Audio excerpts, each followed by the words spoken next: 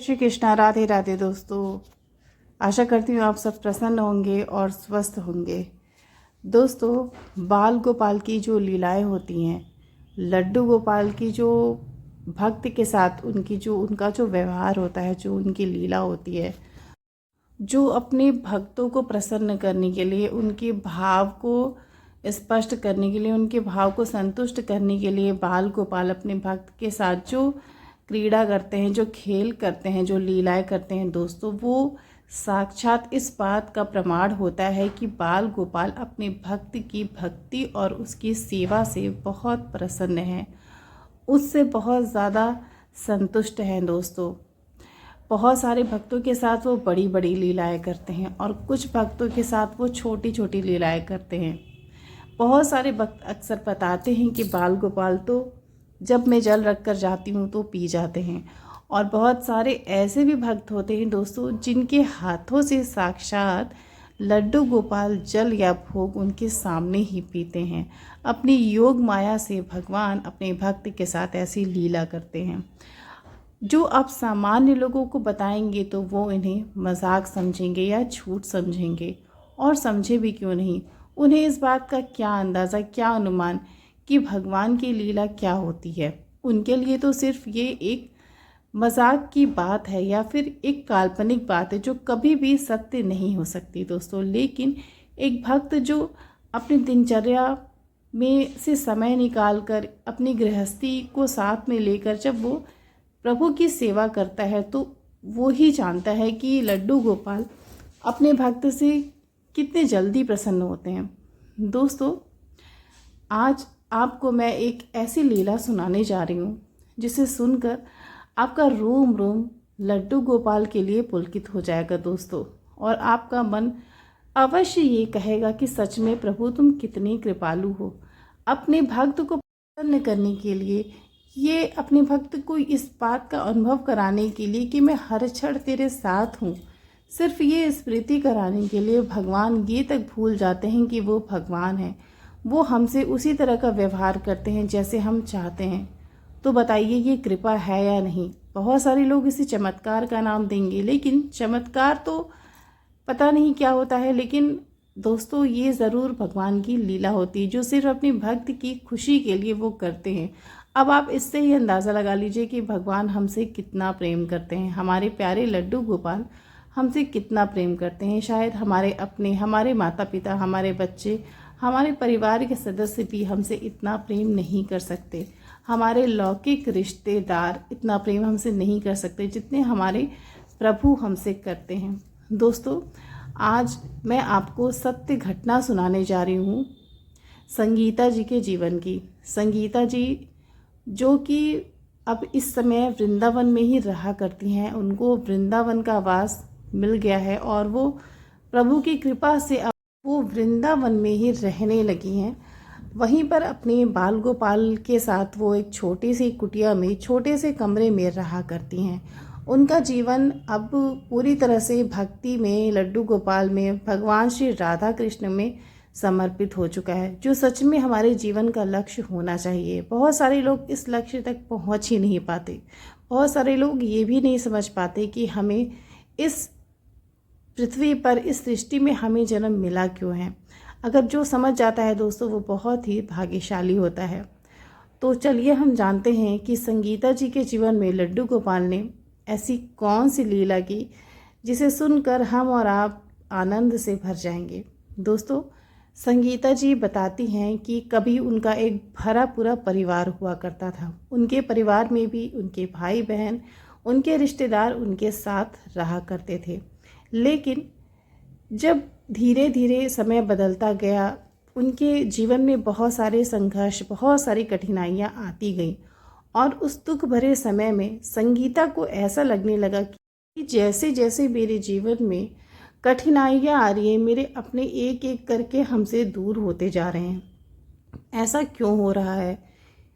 संगीता को बहुत ही कम उम्र में एक ऐसी जानलेवा बीमारी हो गई जिसकी हम कल्पना भी करें तो हमारी रूह कांप जाएगी। संगीता बताती हैं कि उनके विवाह के पूर्व ही बहुत ही कम उम्र में उन्हें कैंसर जैसी बीमारी हो गई। उसकी पहले से ही वो भगवान श्री कृष्ण की बहुत आराधना करती थी। उनकी माताजी बताती हैं कि वो बचपन में ही कहती थी कि मैं हमेशा श्री कृष्ण के साथ रहूँगी, मुझे विवाह नहीं करना, न ही मुझे किसी के साथ रहना है, मुझे तो अपने लड्डू गोपाल के साथ ही रहना है। संगीता की माँ बताती हैं कि मानो उसकी ज़बान पे माँ सरस्वती बैठी हूँ और उनके जीवन में कुछ ऐसी घटना घटी दोस्तों कि आज उनके साथ सिर्फ उनके प्रभु ही हैं, उसके अलावा और कोई भी नहीं। संगीता बताती हैं कि अभी वो अपनी पढ़ाई ही कर रही थी, तभी अचानक से उनकी तबीयत खराब होती है और इतनी ज़्यादा हो जाती है कि उन्हें तुरंत हॉस्पिटल में एडमिट करना पड़ता है। हंसता खेलता जीवन कब अचानक से रुक जाता है ये पता ही नहीं चलता। घर के सभी सदस्य बहुत ही ज़्यादा आश्चर्यचकित हो जाते हैं, क्योंकि संगीता पहले कभी भी बीमार नहीं पड़ती थी। वो तो बहुत ही चुलबुली सी हंसती खेलने वाली बच्ची थी, लेकिन समय कब कौन सा करवट ले ले तो नहीं जानता। ऐसा ही संगीता के जीवन में हुआ। सब कुछ बहुत ही अच्छा चल रहा था, कभी दुख आएगा ऐसी संगीता ने कल्पना भी नहीं की थी। वो तो रात दिन बस अपने प्रभु के प्रेम में, उनकी भक्ति में व्यस्त रहती थी।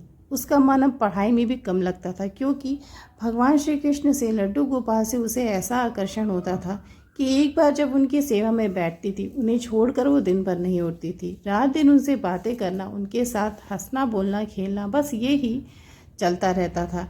लेकिन अचानक से जब संगीता की तबीयत खराब हो गई, उसे हॉस्पिटल में एडमिट किया गया। कुछ दिन के बाद पता चला कि संगीता को पेट में कैंसर है, और इस खबर को सुनकर उसके परिवार के सभी सदस्य हतप्रभ रह गए। संगीता खुद भी नहीं समझ पाई कि इतनी बड़ी बीमारी आखिर उसे हो कैसे गई। घर वाले तो बहुत परेशान हो गए, क्योंकि अचानक से इतनी बड़ी बीमारी का पता चलना और फिर उसका इलाज में जो पीड़ा होना, जो भी समस्या का सामना करना पड़ता है, वो तो दोस्तों वही समझता है जिसके साथ ये सब कुछ होता है। घर वाले तो अब सब कुछ छोड़ के बस संगीता के इलाज में लग गए, लेकिन संगीता के अंदर न जाने क्या बात थी कि उसे अपनी कोई परवाह ही नहीं थी। अभी भी उसे सिर्फ बाल गोपाल की ही पड़ी थी। मेरे लड्डू गोपाल ने कुछ खाया या नहीं, मेरे लड्डू गोपाल ने स्नान किया या नहीं, मेरे लड्डू गोपाल कब सोएंगे कब जगेंगे। संगीता को अभी भी बस इसी बात का ख्याल रहता था, और उसकी माँ इस बात से बहुत नाराज़ होती थी। बस ही नहीं, संगीता की माँ अब लड्डू गोपाल को नहीं पसंद करती थी, क्योंकि उनके मन में बार बार एक ही सवाल आता था कि मेरी बेटी तुम्हारी इतनी पूजा इतनी भक्ति करती थी, फिर भी तुमने मेरी बेटी को इतना बड़ा दुख क्यों दिया। इतनी बड़ी बीमारी इस नन्ही सी बच्ची को देने से पहले भगवान का मन क्यों नहीं दया से व्याकुल हुआ। दोस्तों, हमारे जो प्रारब्ध कर्म होते हैं उनका फल तो हमें भोगना ही पड़ता है, लेकिन फिर भी जब किसी के ऊपर दुख या विपत्ति पड़ती है तो वो अपना संयम ज़रूर खो देता है। चाहे वो कोई हो, हम या फिर कोई और, कोई भी यही कहता है कि मेरे साथ ऐसा क्यों हुआ, तो फिर वो तो एक माँ थी। माँ के मन में ये बात ज़रूर आएगी कि प्रभु ने मेरी बच्ची पर दया क्यों नहीं की। बस यही बात संगीता की माँ के मन में बार बार आ रही थी, और वो लड्डू गोपाल को देखना भी नहीं पसंद कर रही थी। संगीता को अपने इलाज के लिए शहर से बाहर एक लंबे समय के लिए जाना पड़ रहा था। अब उसे बार बार ये ही सवाल खाया जा रहा था कि मेरे लड्डू गोपाल की सेवा कैसे होगी, या तो मैं अपने बाल गोपाल को अपने साथ लेकर चलूं, जिसके लिए उसकी माँ और पिता दोनों ही नहीं तैयार थे, क्योंकि वे दोनों बड़े परेशान थे और कैंसर जैसी बीमारी का इलाज भी आसान नहीं होता, तो साथ में बाल गोपाल को ले जाने का कोई प्रश्न ही नहीं था। इसलिए संगीता इस बात को लेकर बहुत ज़्यादा चिंतित थी कि मेरे लड्डू गोपाल की सेवा अब कैसी होगी। बहुत दिनों से संगीता और उसकी माँ का इसी बात पर झगड़ा हो रहा था कि वो लड्डू गोपाल को अपने साथ लेकर जाएगी, लेकिन संगीता की माँ इस बात के लिए बिल्कुल नहीं तैयार थी, क्योंकि शहर से बाहर हॉस्पिटल में पता नहीं कितने दिन तक रहना पड़ेगा। वहाँ पर हम लड्डू गोपाल की भक्ति या सेवा कैसे करेंगे। वहाँ न कोई व्यवस्था होगी, न खाने को न पीने को, और न ही साफ सफाई होगी। संगीता की माँ का भी कहना एक तरह से सही था कि लड्डू गोपाल को इस अवस्था में अपने साथ ले जाना बिल्कुल भी ठीक नहीं है। संगीता अपनी माँ से रूठ जाती है और बिल्कुल ज़िद पे अड़ जाती है कि मैं बाल गोपाल के साथ ही चलूँगी, नहीं तो मैं अपना इलाज नहीं कराऊँगी। इस बात से परेशान होकर संगीता की माँ उससे कहती हैं कि ठीक है, अगर तुम्हें लड्डू गोपाल की सेवा की बहुत ज़्यादा चिंता है तो मैं काकी से कह दूंगी कि तुम्हारे लड्डू गोपाल की सेवा कर देंगी। संगीता की एक काकी थी जो उनके घर पे रहा करती थी और घर का ज़्यादातर काम संभाला करती थी। संगीता मान जाती है कि चलो ठीक है, कोई तो बाल गोपाल की सेवा करेगा। वो जाने के लिए तैयार हो जाती है। अपने माँ और पिता के साथ वो शहर से बाहर अपने इलाज के लिए चली जाती है और काकी से ये बोल कर जाती है कि मेरे जाने के बाद आपको उस लड्डू गोपाल की पूरी जिम्मेदारी उठानी पड़ेगी। जैसे उनकी सेवा अभी हो रही है वैसे ही आपको उनकी सेवा हमेशा करनी होगी। काकी संगीता के ऊपर बहुत ज़्यादा दुखी रहती हैं क्योंकि उन्हें उस पर बहुत तरस आता है कि संगीता की तबीयत पता नहीं कब ठीक होगी, इतनी बड़ी बीमारी हो गई उसे, इसलिए वो संगीता की बात को काट नहीं पाती और बाल गोपाल की सेवा के लिए तैयार हो जाती हैं। संगीता 1 महीने के लिए अपने माता पिता के साथ शहर से बाहर अपने इलाज के लिए चली जाती है। उसके जाने के बाद लड्डू गोपाल बहुत ही दिनों तक भूखे बैठे रहते हैं। न तो उन्हें स्नान कराया जाता है, न कोई भोग लगता है, न आरती, न दिया बाती, कुछ भी नहीं। जैसे लड्डू गोपाल घर में एक शो पीस की तरह पड़े हो, क्योंकि संगीता के जाने के बाद काकी को याद भी नहीं था कि उन्होंने संगीता से लड्डू गोपाल की सेवा का वचन लिया है। काकी भूल गई कि उन्हें बाल गोपाल की देख रेख करनी है। संगीता अपने माता पिता के साथ दिल्ली हॉस्पिटल पहुंचने के बाद संगीता का वहां पर इलाज शुरू हो जाता है। 2-3 दिन के बाद संगीता अपनी काकी को फ़ोन करके पूछती है कि आप मेरे लड्डू गोपाल की सेवा ठीक से कर रहे हो या नहीं। और तब काकी को याद आ जाता है कि उन्हें बाल गोपाल की सेवा करनी है जो वो भूल चुकी थी। संगीता काकी को याद दिलाती है और तब उन्हें याद आता है। काकी लड्डू गोपाल की सेवा शुरू करती हैं। उनकी इच्छा तो बिल्कुल नहीं थी, लेकिन वचन की वजह से उन्हें बाल गोपाल की सेवा करनी पड़ती है। वो बहुत ही बेमन से लड्डू गोपाल की सेवा करती हैं। न तो उनके लिए कोई भोग बनाती हैं, न उन्हें वस्त्र धुले हुए पहनाती हैं, न ही कोई साज सज्जा श्रृंगार, कुछ भी नहीं। बस जैसे तैसे किसी भी तरह से लड्डू गोपाल की वो सेवा करके काम को ख़त्म करती थी। लड्डू गोपाल का चेहरा दोस्तों मानो जैसे किसी मुरझाए हुए फूल की तरह हो गया था, जैसे कोई उदास बच्चा जिसके चेहरों पर बरसों से कभी भी हंसी ना आई हो। दोस्तों, लड्डू गोपाल जब भक्त से अपनी सेवा लेते हैं तो वो अपने भक्त को देखकर खिलखिला उठते हैं, और जब उनकी भक्त सेवा कई दिनों तक नहीं करता तो शायद आपने भी ध्यान दिया होगा, बाल गोपाल का चेहरा बिल्कुल मुरझा सा जाता है। और संगीता के बाल गोपाल के साथ ऐसा ही हुआ। उनका चेहरा बिल्कुल कुम्हला गया था। काकी किसी तरह से आकर बस ऐसे ही बाल गोपाल के वस्त्र बदलकर उन्हें भोग रख देती थी। उधर संगीता का इलाज चल रहा था, लेकिन उसकी तबीयत दिन पे दिन और ज़्यादा बिगड़ती जा रही थी। 15-20 दिन बीत गए, लेकिन संगीता की स्थिति में कोई भी सुधार नहीं हो रहा था। 1.5-2 महीने तक संगीता का दिल्ली में इलाज चला, लेकिन अब डॉक्टर ने उसे जवाब दे दिया था कि आपका जीवन अब बस कुछ ही दिनों का है, आपकी सांसें कुछ ही दिनों तक चलेंगी। संगीता के माता पिता से ये बात बताते हैं डॉक्टर, और उसके बाद उसके माता पिता बहुत ज़्यादा दुखी हो जाते हैं, क्योंकि वो अपनी आंखों से अपनी बेटी की मौत का इंतज़ार कर रहे थे। उन्हें पता था कि मेरी बेटी अब चंद दिन के मेहमान है, लेकिन वो अपनी संतान के लिए कुछ भी नहीं कर सकते थे।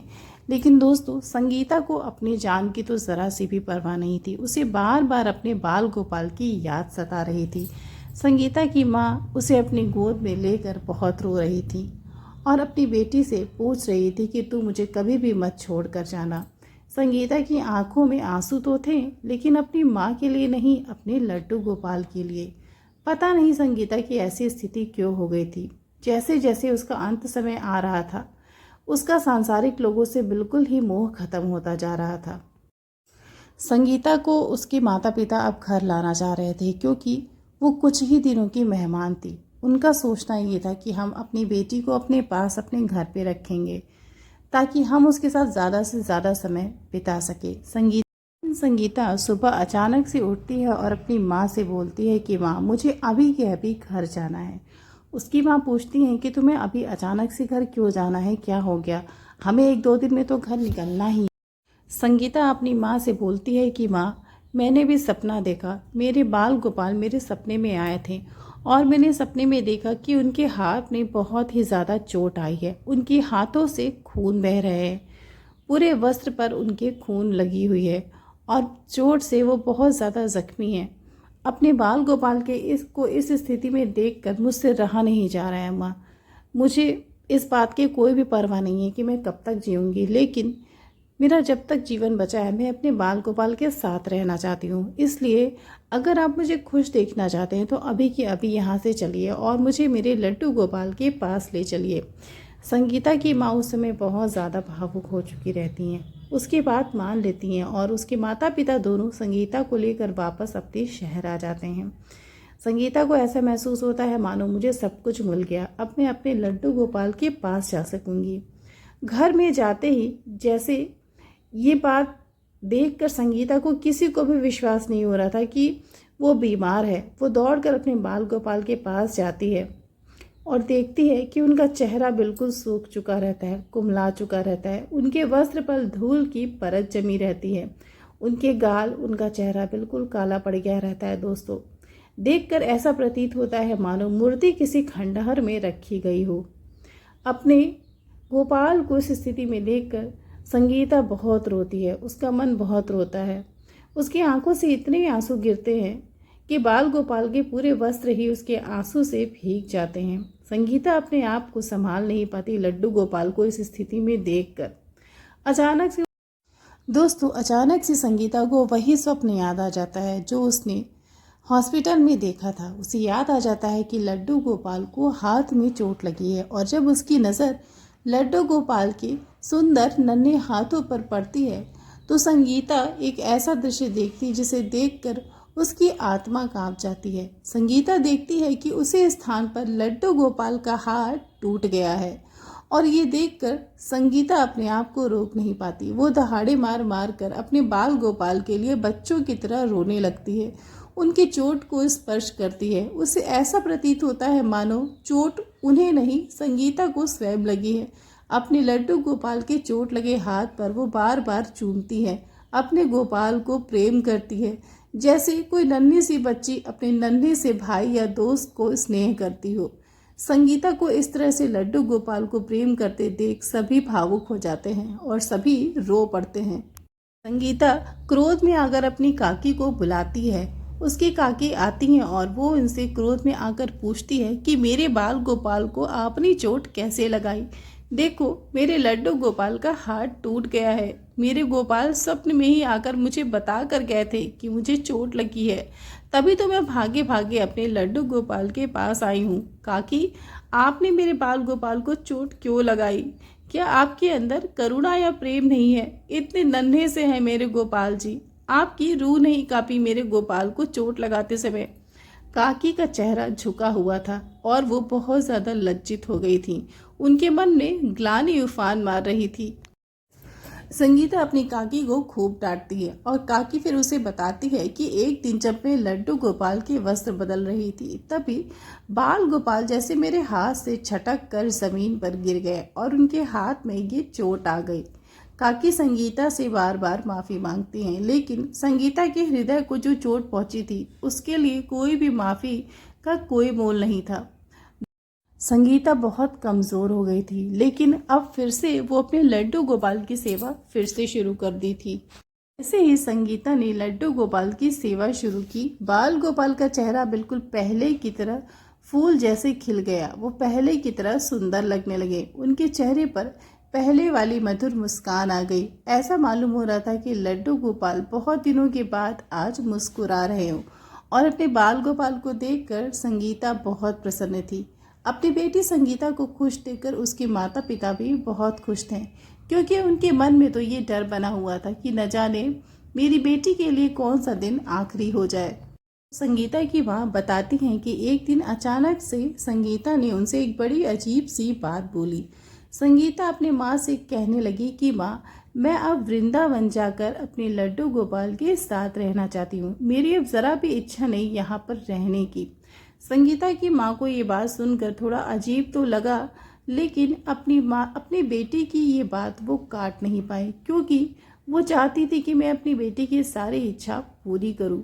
उसके माता पिता संगीता के इस निर्णय पर राजी हो जाते हैं और वे तीनों बाल गोपाल के साथ वृंदावन चले जाते हैं। दोस्तों, वृंदावन में जाकर वो एक छोटा घर लेकर वहां पर लड्डू गोपाल को विराजमान करते हैं और संगीता वहां बड़े ही हृदय से, बड़े भाव से लड्डू गोपाल की सेवा करती है और रात दिन भगवान श्री कृष्ण और राधा के नाम का भजन करती है। दोस्तों, उसके माता पिता के लिए हर एक दिन बहुत ही भारी था, क्योंकि उन्हें पता था कि उनकी बेटी दिन ब दिन मौत के मुंह में जा रही है।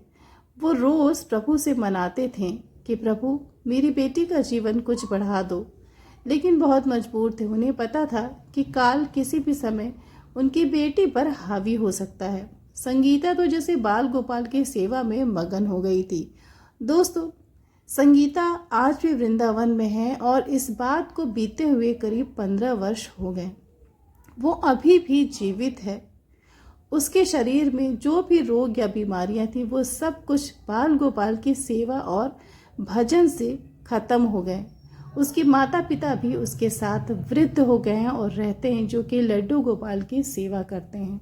दोस्तों, संगीता का ये निर्णय धाम में जाकर रहना और सेवा करना शायद उसके इस निर्णय ने उसके प्रारब्ध को बदल दिया, उसकी काल को उससे दूर कर दिया, उसके जीवन को बढ़ा दिया। दोस्तों, संगीता अपने इस बात को बताते हुए बहुत ही भावुक हो जाती है। संगीता बताती है कि एक दिन वृंदावन में उसकी तबीयत बहुत ज़्यादा खराब हो गई थी। उसे लगा जैसे उसके लिए वो आखिरी दिन था। उसे खून की खूब सारी उल्टियाँ हुई और उसके माता पिता भी ये मान चुके थे कि अब संगीता नहीं बचेगी। संगीता बताती है कि उस दिन बहुत तेज़ बारिश हो रही थी। उसके पेट में बहुत ही तेज़ दर्द हो रहा था। उसे बार बार खून की उल्टियाँ हो रही थी। संगीता के पिता उससे कहते हैं कि बेटी, हम कल ही यहाँ से दिल्ली निकल जाएंगे तुम्हारे इलाज के लिए, तुम परेशान मत हो, तुम बिल्कुल ठीक हो जाओगी। लेकिन संगीता ने जैसे ठान ली थी कि चाहे कुछ भी हो जाए, मैं वृंदावन को छोड़कर नहीं जाऊंगी। अपने ठाकुर जी का धाम छोड़कर और उन्हें छोड़कर मैं यहाँ से कहीं भी नहीं जाने वाली। संगीता के माँ बाप ने उससे बहुत विनती की, हाथ पांव जोड़े, लेकिन संगीता ने ये मन में ठान लिया था कि मैं अपने ठाकुर जी को और उनके धाम को नहीं छोड़ सकती, भले ही मेरे प्राण निकल जाए। संगीता उल्टियाँ करने के बाद बेहोशी की हालत में बिस्तर पर पड़ी हुई थी। तभी उसे ऐसा लगा मानो मेरे चारों ओर यमदूत खड़े हों, जो मेरे प्राणों को लेने के लिए आए हैं। लेकिन तभी अचानक से मुझे मुरली की मधुर धुन सुनाई देती है, जो कि मेरे ठाकुर जी की होती है, और मुझे ऐसा प्रतीत होता है मानो मुरली की वो धुन सुनकर यमदूत स्वयं छूमंतर हो गए, गायब हो गए और मेरे ठाकुर जी मेरे समक्ष खड़े हो गए। उन्होंने मेरा हाथ अपने हाथों में लेकर बोला कि तुम्हें अभी कहीं भी नहीं जाना मैया, तुम्हें तो मेरी सेवा करनी है। यहीं रहकर, इसी धाम में रहकर तुम कभी भी मुझसे दूर नहीं जाओगी। मैं हमेशा तुम्हारे साथ तुम्हारी सेवा लेता रहूँगा और यहीं पर धाम में तुम्हारे साथ रहूँगा। संगीता बताती है कि वो कोई स्वप्न नहीं था, स्वयं ठाकुर जी मेरे सामने आकर खड़े थे, बाल रूप में, लड्डू गोपाल के रूप में ठाकुर जी मेरे सामने आए और उन्होंने मुझसे बोला कि मैया तू कहीं नहीं जाएगी। जब मैं आगे बढ़ी अपने ठाकुर जी को छूने के लिए तो वो गायब हो गए। दोस्तों, उसके बाद संगीता की तबीयत धीरे धीरे बिल्कुल ठीक होने लगी। उसे कुछ हुआ भी नहीं था। देखकर बिल्कुल लग रहा था कि संगीता बिल्कुल स्वस्थ है। उस दिन के बाद आज तक संगीता वृंदावन में अपने लड्डू गोपाल के साथ रहती है। ना तो उसकी कभी तबीयत खराब हुई और ना वो कभी अपना इलाज कराने वहाँ से बाहर गई। दोस्तों, भक्ति से हमारे बहुत सारे पाप कट जाते हैं। भजन से, नाम जप से हमारे बहुत सारे प्रारब्ध अपने आप ही मिट जाते हैं, और वैसा ही संगीता के साथ हुआ। लेकिन दोस्तों, ये सब तब होता है जब हमें प्रभु पर अटूट विश्वास हो, जब हमें ठाकुर जी पर इतना भरोसा हो, चाहे कुछ भी हो जाए, मेरे ठाकुर जी, मेरे लड्डू गोपाल हमेशा मेरी रक्षा के लिए आएंगे। चाहे मैं कहीं भी रहूं, किसी भी संकट में रहूं, लेकिन एक भक्त को हमेशा अपने प्रभु पर ये दृढ़ निश्चय होना चाहिए, ये निष्ठा होनी चाहिए कि प्रभु अवश्य मेरी रक्षा करेंगे। और संगीता के इसी भाव ने उसे मौत के मुंह से बाहर निकाल दिया। संगीता अभी भी है, बिल्कुल स्वस्थ है और अपने बाल गोपाल की अभी भी सेवा कर रही है। तो दोस्तों, आपने देखा कि संगीता के साथ उसके लड्डू गोपाल ने कितना बड़ा चमत्कार किया, कितनी सारी लीलाएं की। दोस्तों, बाल गोपाल की सेवा से संगीता का भाग्य ही बदल गया। उसके जीवन में जो लिखा था वो तो हुआ ही नहीं, हुआ तो कुछ और, जो उसके बाल गोपाल ने चाहा और जो संगीता के लिए उचित था। इसीलिए दोस्तों, हमारे जीवन में भक्ति का होना बहुत ज़रूरी है, क्योंकि जब हमारी निष्ठा भगवान में होती है तो हमारे सभी कष्ट स्वयं उसकी प्रताप से कटते जाते हैं। संगीता के जीवन की सत्य घटना ज़रूर आप उन भक्तों के साथ शेयर करिएगा जो बाल गोपाल की सेवा करते हैं, जो उनके सेवक हैं, उनके भक्त हैं, ताकि लड्डू गोपाल की कृपा का अनुभव सभी भक्तों को ज़रूर हो सके। दोस्तों, और मेरे चैनल को ज़रूर सब्सक्राइब करेगा ताकि लड्डू गोपाल की सुंदर लीलाएं, दिल को मोह लेने वाली सत्य घटनाएं आप निरंतर सुनते रहें और उनका आस्वादन करते रहें। जय श्री राधे।